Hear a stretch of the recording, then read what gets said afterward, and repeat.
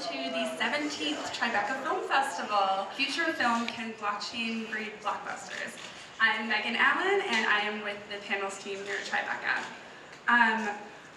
Today, our panelists will be talking about blockchain and all of its possibilities and potential for, we've seen some of the ways it can be used, but it has so much potential for funding for film and other creative media. So today, our panelists will include Peter Guglielmino, the CTO of IBM's media and entertainment industry. Mitzi Peirone, Mitzi Peirone, who is the writer and director of the 2018 Tribeca selection, Braid.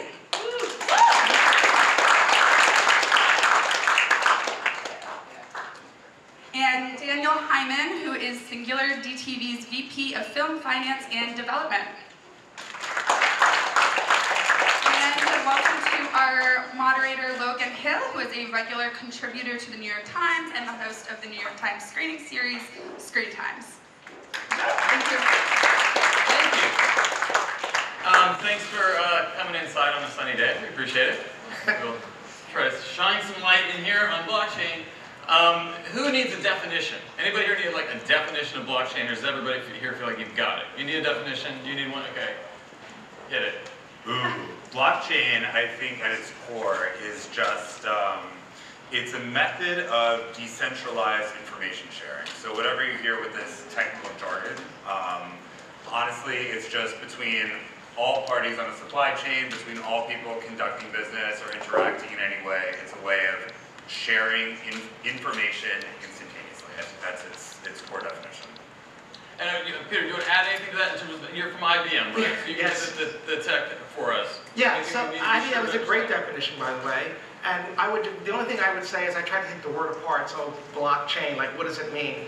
So it's really a block of transactions that are cryptographically hashed and linked to the preceding block, right? So I have a block of data, I hash it cryptographically, link it to the block in front, right? So I have this immutable chain that can never be changed. And so that's where people start to get confused when they talk about cryptography in blockchain. It's not equivalent to cryptocurrency. It's something you can do with blockchain, but it's not what blockchain is. So we're gonna try to walk through this, and honestly, if you need us to reboot and go back and start over, we'll try to clarify. If you've got a question, even mid conversation, raise your hand. We'll try to clarify, and then we'll kick it open to a Q&A. Oh, sure, go ahead. Right here, let's do it. So it's kind of like, it would help to have some kind of visual idea of what that might look like. So would it be like a whole cluster of different clouds, or balls that are interconnected? And I would say like a sphere with like dots connected with one another. No, seriously though, it's if it helps the way I understood it, because I don't come from this background. Blockchain technology, the best way that I can explain it, and if it's like too simple or like what you guys just told me, it's peer-to-peer technology that allows something that's called a smart contract. And smart contracts are if-then contracts. So if you want to invest or like give money to anybody or to any type of project, like for instance, my movie was funded with cryptocurrency, enhanced using the blockchain technology. It's this peer-to-peer technology that enables smart contracts that are, like I said, if you invest, if you do a transaction, then you will get a return. Does that help? Well, and one way we'll do this, as Peter said, cryptocurrency is one use case of blockchain technology. So we'll start with that use case for our conversation. This is the way Mitzi her film was innovative in terms of, it was the first feature film fully funded, it's using cryptocurrency. So why don't we talk about that use case first, because it's one of many, and then we can expand to the larger sense of other things you can do with blockchain technology. So Mitzi, as you were, every filmmaker struggles to get a film made. It doesn't matter how good you are, how established you are, it's hard work. What was frustrating about the traditional model that maybe led you to cryptocurrency as an option? Right, so independent filmmakers really, unless you have private funds that you can access, really only have crowdsourcing platforms to use to fund their movies, like Indiegogo, Kickstarter. Take even someone like Zach Braff had to crowdsource his movie, and he's a huge star. And the main issue with these platforms is that they don't offer a return to be investors. They're not investors. It's a donation-based system. So you're not necessarily incentivized to contribute to the movie or any type of project because you're not getting a return. Unless you love free t-shirts. Unless you have free t-shirts and signed DVDs. And an average Hollywood movie is made for $30 million or so. And I was facing the financing issue when I first was done writing the movie.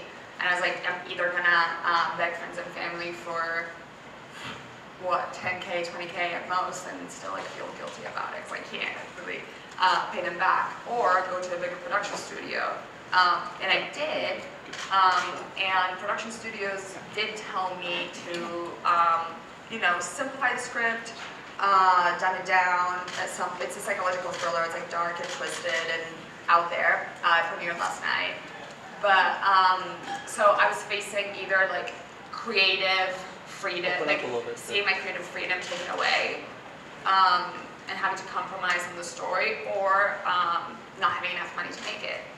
And I met Joseph Lubin, the CEO and founder of Consensus. Consensus is the leading blockchain tech company in New York City. And we decided to create an equity crowd sale using cryptocurrency, using this like very, you know, like super verified system with the smart contracts, with the blockchain technology that's peer-to-peer, et cetera. So that really enabled us to create a relationship of transparency and trust with our investors, who saw every single like minuscule like detail of the project. We were like fully transparent about, this is what the movie is about, this is what the story is like, here's who we're going to attach, here's how we're going to spend money. And it became pretty much like an investment. So it went past the whole like, oh, this is a movie. It's a horror movie. It has, you know, strong female themes, and all these things are great. So if you felt like the movie, like the story was worth being told, you would invest in it, and you would get a percentage out of our net profits. So basically, we had investors that not only believed in the movie, but also cared about it obviously doing well, because they had points in it. Yeah. And so it changes the sense of accountability for the creators in a sense. But as you're looking at this model of funding, what do you think is most different about it compared to that standard crowdsourcing method?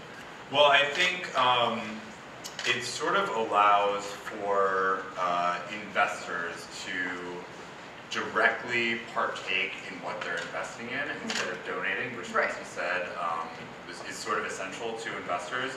I think people are scared of investing in film. I think there is, I don't want to say myth, because it's not really a myth, but it is one of the riskiest investments that people can make.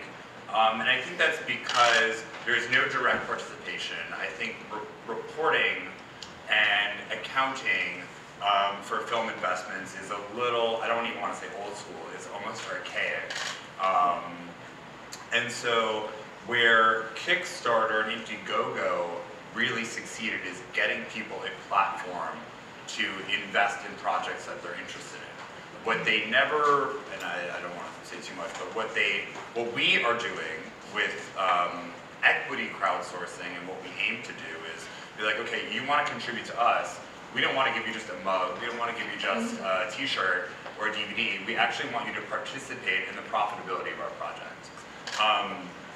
At SingularDTV, I don't want to say idolize, but we very much respect what David Bowie did in the 80s, if anybody's familiar with Bowie bonds, Pullman bonds. He basically, for the first time, to a very private group of Wall Street investors, said, I'm going to monetize the future royalties of my albums and concerts and provide a fixed income via this purchase security, which of course had its own barriers of entry to our investors. People who believe in David Bowie, the product, are going to be able to reap the benefits of David Bowie's profits. That was, I would say, an experiment that I think worked pretty well. It was only a 10-year thing, but now that blockchain is here, we can actually build upon that foundation and find a way to entice investors and excite investors to actually be not just financially, but emotionally invested in what they're contributing towards. So what I'd like to do, as we talk about this, I think it's useful to draw some contrast, right? So if blockchain is offering solutions, I think we need to be clear about what the problems are that are perhaps fixable by blockchain. Like blockchain is not going to get you a better director, it's not going to make a bad actor good, but it can do other things. Sure. And you talk about David Bowie in the music industry. Peter's second life is he has an analog music recording studio. It's all to say very high tech, but the rest of his time very low tech. But you have music is one of the first use cases. Yeah. I think it's fair to say Yes. for the use of blockchain. You would walk us through why it made particular sense in the world of the music industry. Sure, and I think there's a strong parallel here. It's because it's really any artistic or creative endeavor. But if you look at the music industry, typically if you look at the way rights and royalties are handled, the top 20% get 80% of the revenues. And if you're an indie and you're creating jingles and whatnot, you're not really getting much of those proceeds. So one of the things that blockchain really does, because it is what it is, it's a shared ledger, right? It's like what you said. It's a set of nodes or peers that interact with each other, but no single entity owns the system of record. Everybody owns it. Everybody can see the transactions. Everybody who has privacy, the ability to see. And the other thing is there's identity. That's another important thing. And what most people also do is they confuse identity or privacy and anonymity. And I'll submit to you that they're actually polar opposites. Because here's the difference. With anonymity, I know something happened, but I don't know who did it. With privacy, I know who I'm dealing with, but I may not have the ability to see the details of those transactions. So the point of things like the Open Music Alliance and the work that Benji Rogers is doing with Blockchain is to create, at the point of creation, collect the metadata so I can have attribution as far as who contributed what. And because I have this distributed system of record that can't be changed, right? It's immutable, and it has provenance, I can backtrack. So if these recordings, whether they're music recordings or film productions, if I can annotate everybody who contributed, what they contributed, then I can, in an automated way, track the royalties and make sure that everybody who's contributed is duly compensated. And that's the big problem we need to address in the creative industry, because let's be honest, it's many times the creative individuals are the least likely to get compensated, especially if they're not at the top at 1 or 2%. And I think, so let's talk about what that means in terms of distributed ledger, right? Because the old-fashioned sense of a ledger is the label keeps the ledger. Right. Maybe they let you look at it if you sue them and do forensic accounting. Yeah. Right. Let's contrast that with the way it works now. So say SAG or the WJ has whole divisions that their purpose is to track down residuals that didn't make their way to the creators. Right. So how can this perhaps solve that conundrum? Sure. Has to be a fix. Sure. I want to tackle this in two ways. I want to talk about the distributed ledger and the visualization of that, and I want to talk about the smart contracts that Mitzi mentioned. So in terms of visualizing a distributed ledger, it's really hard to understand exactly what's going on with this cryptographic hashing and all that stuff. There are a couple documentaries out there. I think they're on Netflix that do a couple graphic representations of this. Our company is also, and I'm going to plug us for a second, we're also coming out with a blockchain documentary, which was one of our initial promises when we did our initial, our token generation event, which is coming out, and hopefully will provide the visuals that everyone wants to see. But I think of it as almost, and I use this analogy quite a lot, I think of it as a Google spreadsheet, a cloud-based spreadsheet, because you can see what other people are doing. The problem with cloud services right now is that two people can edit the same cell, and then all of a sudden the whole thing crashes. You don't know what's the right value. There's two versions of the file. No one, everyone just sort of loses faith in a shared spreadsheet very quickly. They're like, we're just going back to paper. The reason blockchain is so interesting, because every record, even though you have all these people editing and processing transactions at the same time, it's sort of one record at a time. And to draw it back to currency, because currency is the most relatable application of our technology. I think when these guys came up with the technology, they're like, all right, how do we get everyone on board? Money. Everybody loves money. But when you take a distributed ledger as it relates to money, you send $1 from point A to point B. You can't erase that transaction, but with blockchain, you can send that dollar back from point B to point A. So every transaction just sort of happens like I couldn't even tell you, like a typewriter, just printing transactions. You're not erasing, you're not undoing. It's just a purely accountable system. But that's something that everybody can see, like a Google spreadsheet, so it's distributed, if that makes any sense.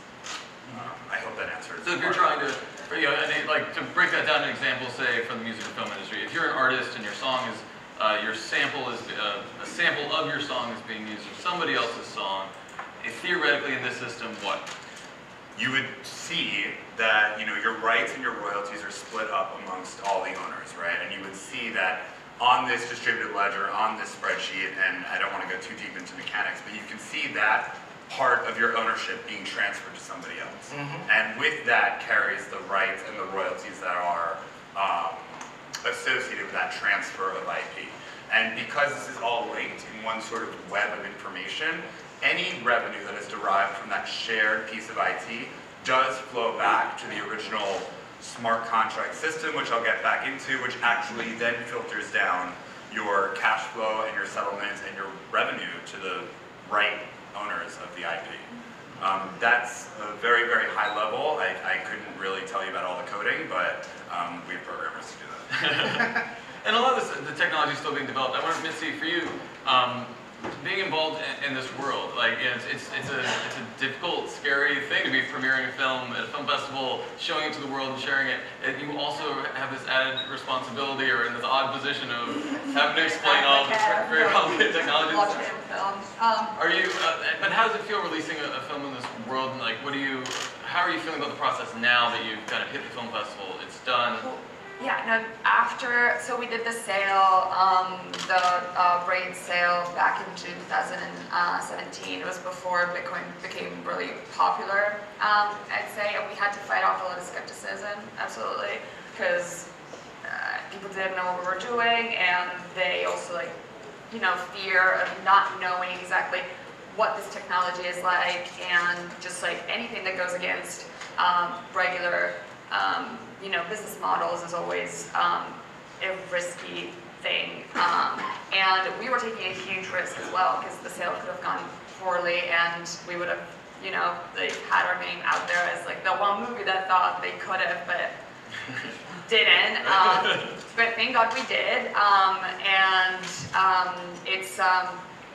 It's been wonderful, because I kept full creative control of the movie, of the story, of the cast, of location, and my investors knew everything that we were doing. So it was like this very open, transparent relationship, and it was very supportive. And we were able to create the movie that we wanted, but also the movie that our audience wanted to see. I think that I personally fell for the cause of creative freedom and decentralizing economy, enhanced democratizing the arts, because if we can enable artists, independent artists, to truly follow their heart, to follow what they think is worth portraying, instead of having to fall back into pre-established algorithms of storytelling that we've heard and seen over and over, we can reestablish an entertainment industry that we want to see. If we can enable our audiences to support the movies that they want to see, then we will be able to put out the stories that they want to see. So decentralization also does mean democratizing the arts and bringing back the story that we want to see. Yeah, the one thing I want to add to that, which I love that she keeps saying, it's all about democratizing the arts. I think what blockchain can do, and the way that we can fund projects and distribute projects, we're creating a true supply and demand market of what people want to see. I think when Mitzi went around with her original script, then they were said revise it, change it, make it more commercial, dumb it down. I think those are the gatekeepers that are constantly referenced to when you Google blockchain. We're not going to be beholden to those people who are greenlighting concepts and approving scripts, because if people want to consume your content and if people believe in you as a creator, they will fund you. And that's what we're hoping to enable, because I think that's the way it should be. Right. So artists are in it to make a living. It's a business. And consequently, you have a supply chain. And so the whole point of what blockchain is doing is it's saying, I'm going to make the supply chain visible to all the participants so everybody can get compensated for what they contribute. And that's the essence of it. You've heard I'm sure you've heard this notion over and over, where there's mystery, there's margin, right? So if I have a supply chain and I can't have visibility, I don't know what's going on, all of a sudden money starts disappearing. And the wrong people are getting money, and the people who should be getting it aren't getting it.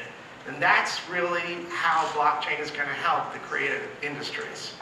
And I'm curious, Peter, coming from IBM, I think sometimes we talk about this in these kind of, the context of sort of the counterculture and Silk Road and all this stuff. And there's this sense that it's this fringe sector of technology, but I wonder if you could just speak briefly to the kind of enterprise solutions that IBM is working on. And that's exactly why there's something called Hyperledger Fabric.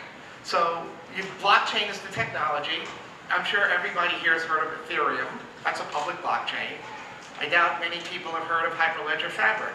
Hyperledger Fabric is another open source project under the Linux Foundation. But its primary objective is for enterprise use cases of blockchain, where you have privacy and identity. And why is that important? Because you have to protect against things like money laundering, human trafficking, drug dealing. So you can't work in an anonymous environment. I need to know who's involved in my supply chain. It builds trust.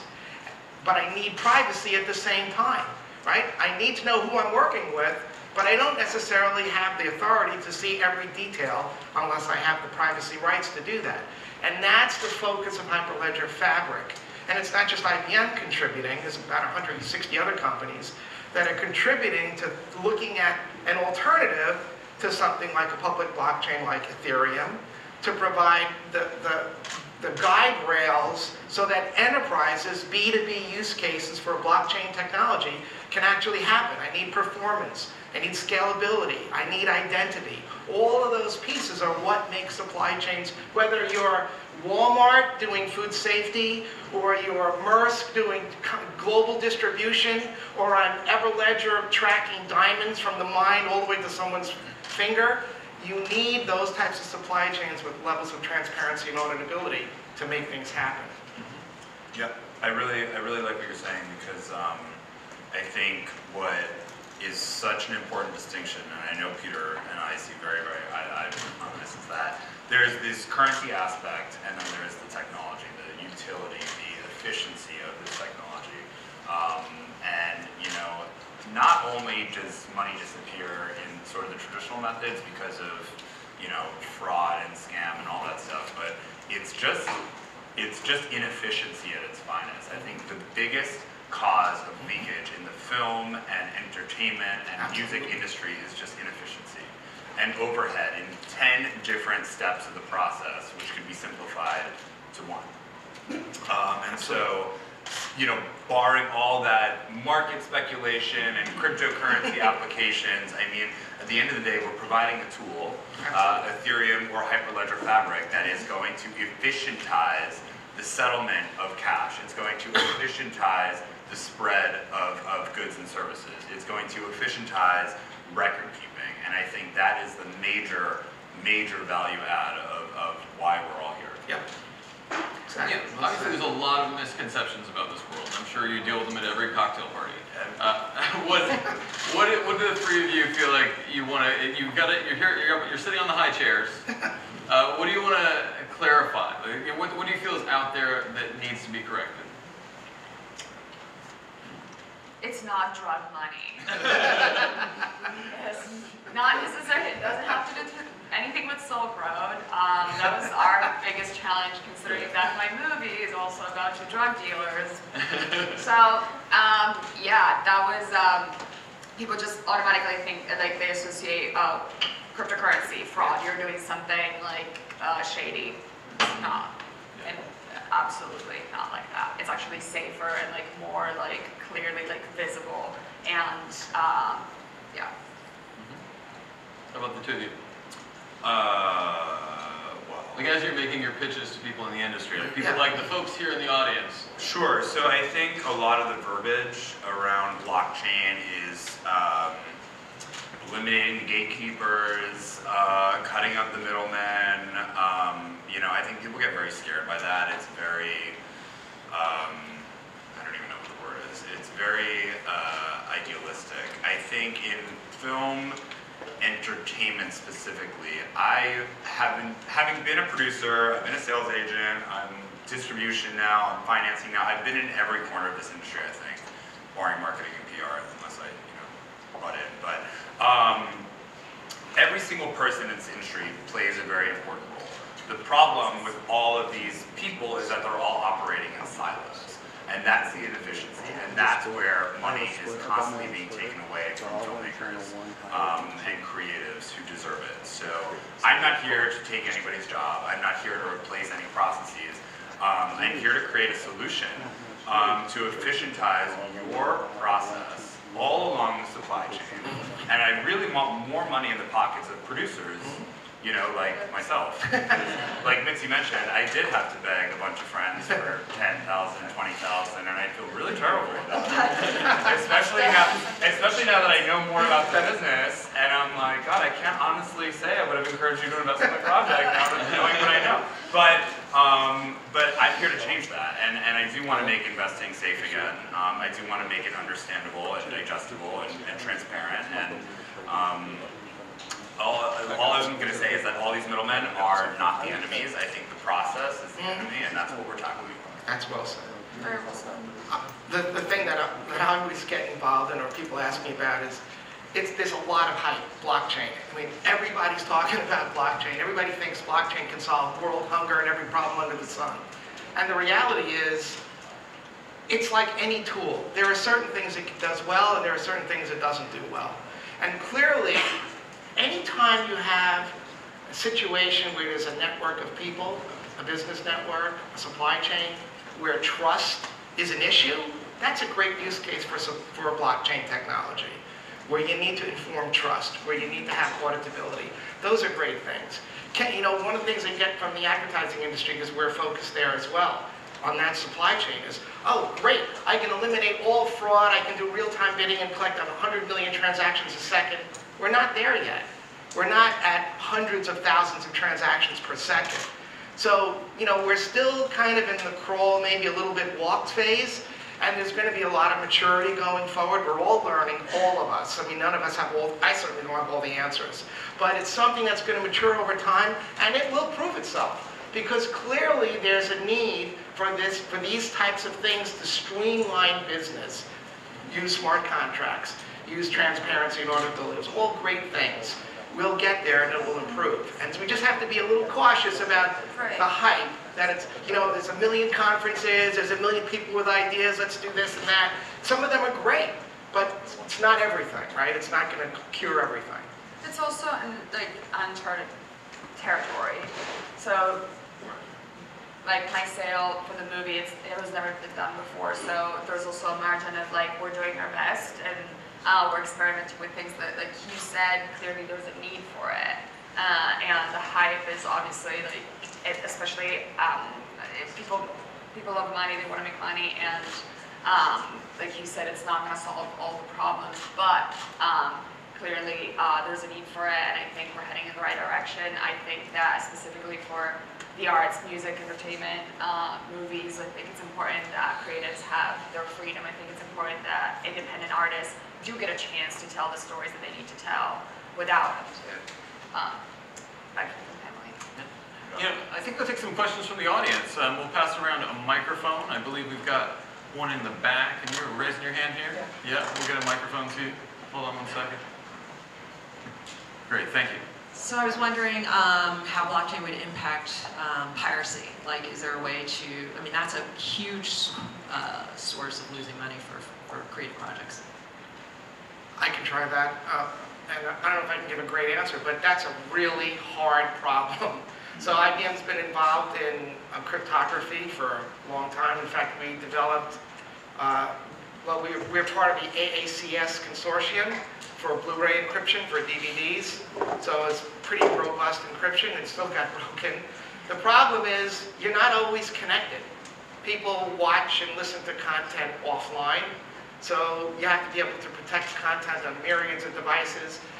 And we get this question a lot. Can you combine blockchain technologies with some type of digital rights management system? And I think, yeah, eventually you will be able to do that, but it's still a difficult problem. You're still going to have the same issues of, tracking content, because if it's a digital piece of content, I have to ensure that whatever subliminal way I'm watermarking the content doesn't get corrupted as it gets created through different derivatives.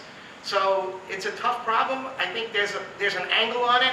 I don't have the answer for that yet, though, but eventually it will help. I know where one place it does help, and that's in the content creation process. It's kind of a closed loop of business people in the creative process, right? I shoot on set, I give it to someone who's doing editing and QC and so on down the line.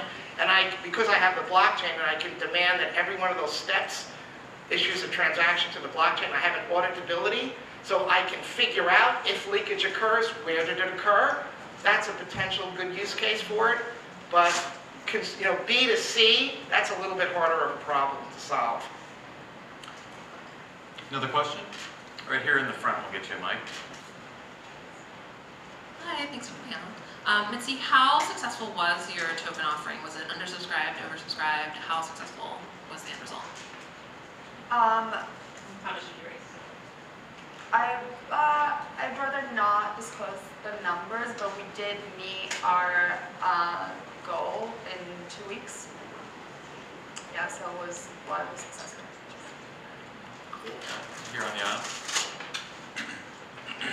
Right. Mitzi, I was wondering, when you have X number of investors with their involvement and engagement, how do you juggle their varying inputs about what they want to see? Like one person may want to see this particular route taken as you proceed in the storyline, and another person may want to go in another direction. And I can imagine that the larger group of investors you have and the more input you have, the more decision-making that you're doing on how you're going to adapt to their input.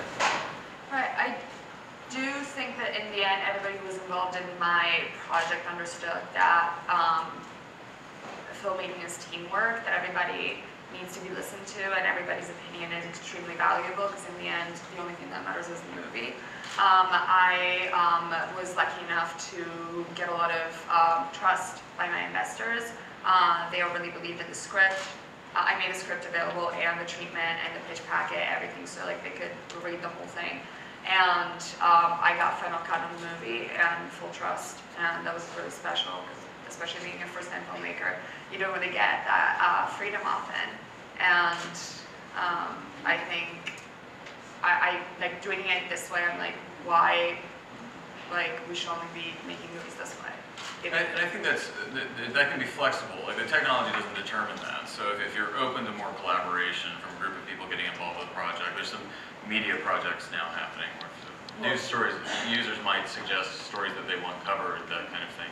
But it's up to the artist or the creator to set up how those smart contracts are going to work, what is going to be sort of what your responsibility as the person raising those funds is going to be to the people invest. Yeah, because I imagine you can get a lot of leakage in that process too by sharing your script, that they're, and having it exposed. Yeah. Good question here. So what happens next? You've raised the funds, you've finished a film, you have it at a festival. If your film was acquired, or if somebody wants to buy the distribution rights, what happens to your investors in that case? Do you just pay them off one time and close it out, or how can you have an ongoing interest in future film? It depends on the deal, really. My producers are in the audience if they want to answer that question for me. But yeah, I think it'll truly depend on the type of deal that obviously they'll be the first ones to be paid off, and then everybody else. Yeah. I'd love to take a stab at that also. So I think where SingularDTV comes in is we actually want to change the whole, we want to change the whole thing front to back. We want the investors to sort of ride through distribution. I think the reason people get invested in a film is because, yeah, sure, they want their 15-20% back if they believe in the project, but if they're taking a gamble, they're going to want to partake in the future returns of this hopefully huge success. Smart contracts are huge for this. Basically, and I know we didn't really define smart contracts, but you can almost take an investor agreement. You can sort of template out your waterfall of cash disbursement, and you can program that into a smart contract. Smart contracts, like Mitzi referenced, it's very much yes/no logic. It's true/false logic, so it's not really tamperable. It's not really subjective. It's like clearly it's math, really. And so you can build that into a distribution portal. So SingularDTV is going to, and I guess I'm like, popping up my own company, but SingularDTV is going to provide those methods of distribution that are transparent, that have hopefully no leakage, that are efficient, which hopefully puts more money in the pockets of the investors and the producers. And we want to prove this, that it's sustainable to the world, so that people can actually participate in back end of a film. I don't know if anybody here knows somebody who has actually seen back-end dollars from an independent film. Now let's talk about why, because I feel like, if we're talking about how can blockchain serve as a fix to certain problems, this idea that profitability or making a profit is always sort of in the eye of the Hollywood beholder has been a consistent problem. Do you want to explain why? I think if you've ever produced a film, you've experienced it firsthand. I don't think you can really get the answers that you're looking for in terms of where your film was seen, why it didn't perform, why certain marketing dollars were spent here and not there. I think all of these inefficiencies, I think all of this boils down to an inefficiency in communication and accounting, and then just individuals who can't really explain the data. That's why if you have data coming in, you have to work with that data, and you have to process that data in a way that makes sense. Right now in the traditional film industry, it's a lot of phone calls and it's a lot of summarizing of the data, but we want to provide the tools that let the data speak for itself in a very digestible manner. I think every company talks about metadata, and we have population data and demographic data. I'm like, let's use it for these producers and investors. Let's not just boil it down to a one-page PDF that says, here's the bottom line, and sorry you didn't make any money. Right. I think that's a really good point. And, one of the things that we did kind of skipped over, well, how does stuff get into the ledger in the first place? And we skipped over the whole topic of consensus, and that's to the point of everybody agrees that the data is the data that they expect, and you're the person you are supposed to be, and then it gets written to the ledger. And if that doesn't happen, it doesn't get written to the ledger. So once it's on the ledger, there's consensus. We agree. I paid this much, you're going to give me this much. We agree. It goes on the ledger. Then the other thing that's really key, and this was kind of like an interesting thing that I discovered, is this notion about smart contracts.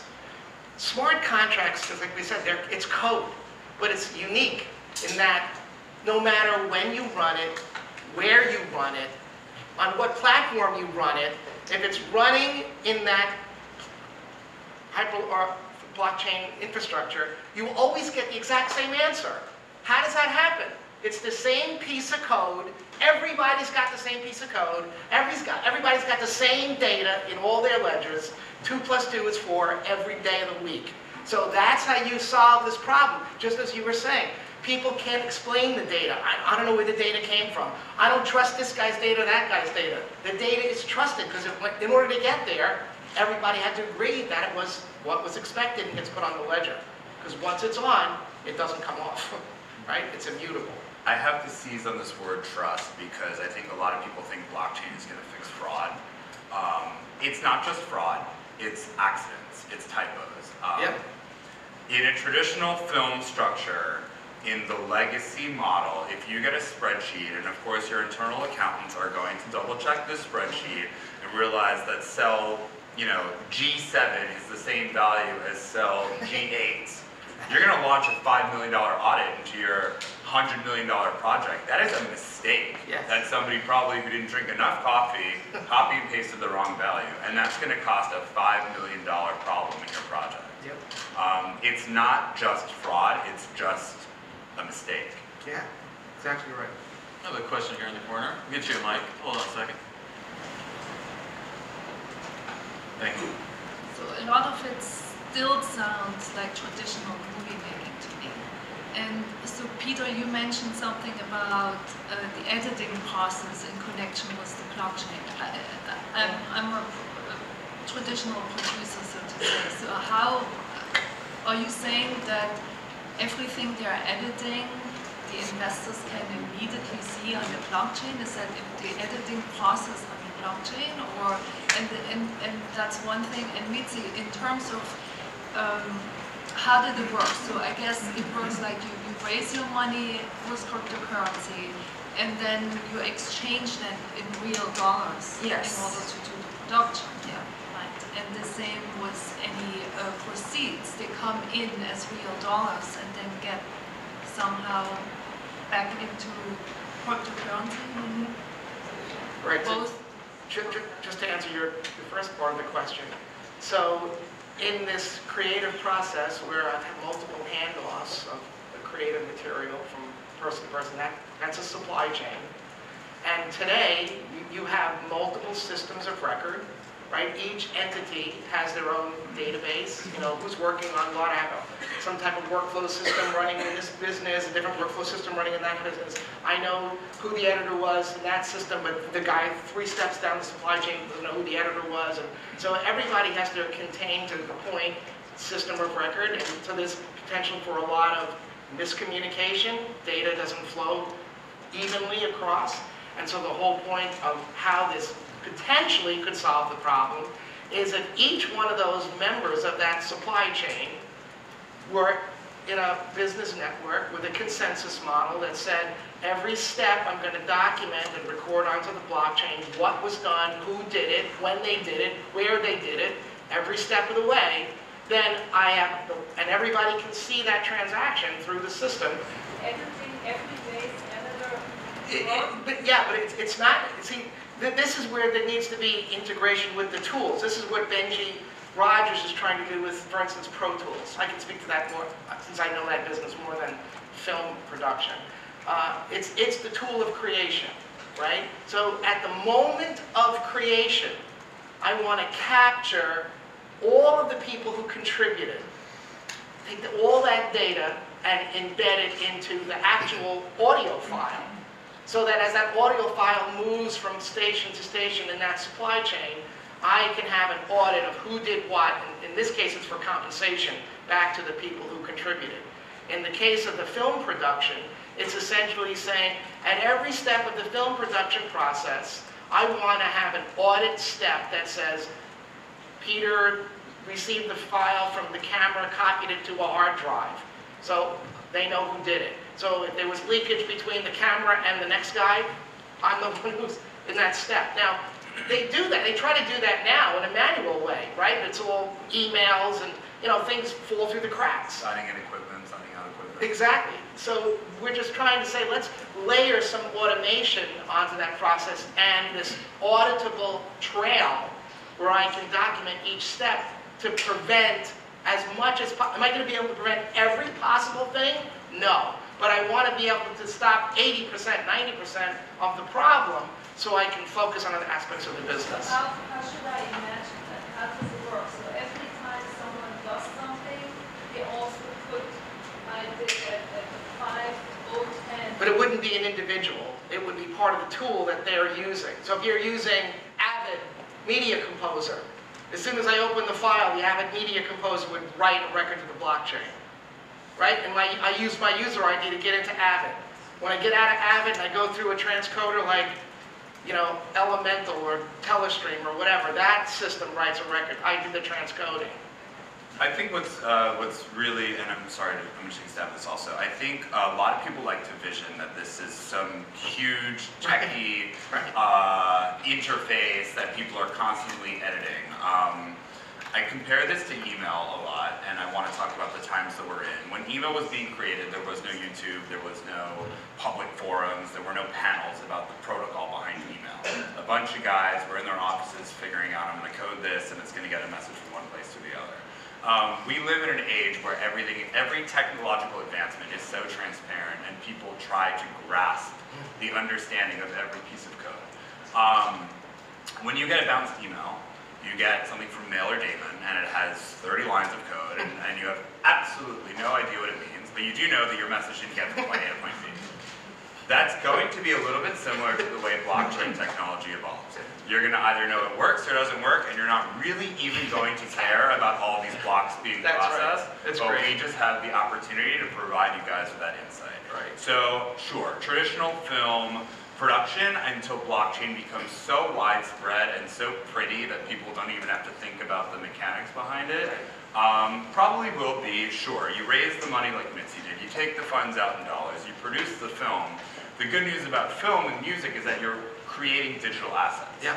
So once you've produced the piece of property, you're retranslating it back to a digital asset, you're putting it back on the blockchain because people can only access it digitally with tokens or currency or fiat or whatever it is. But sure, until blockchain is so widespread and so easily understandable, most of the physical good production could be traditional until every one of those systems in the production process has a back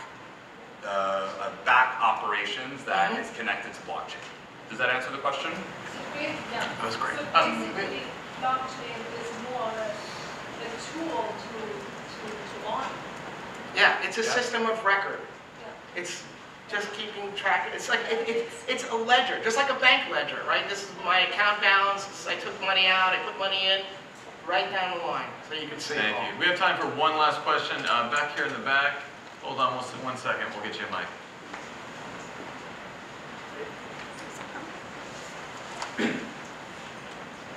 Thanks. Mitzi, just, you don't have to share specific numbers, but interested in how many people looked at the deal, or if it was just where the scale was in your mind, and then the global exposure in terms of your investor base. Was it much wider than expected, or was there a sort of a global view that this technology helped facilitate? We definitely had investors from all over the world. I can't disclose the number of backers, but it was impressive to see the sale succeed so much, and it was really great to feel so welcomed in the cryptocurrency community.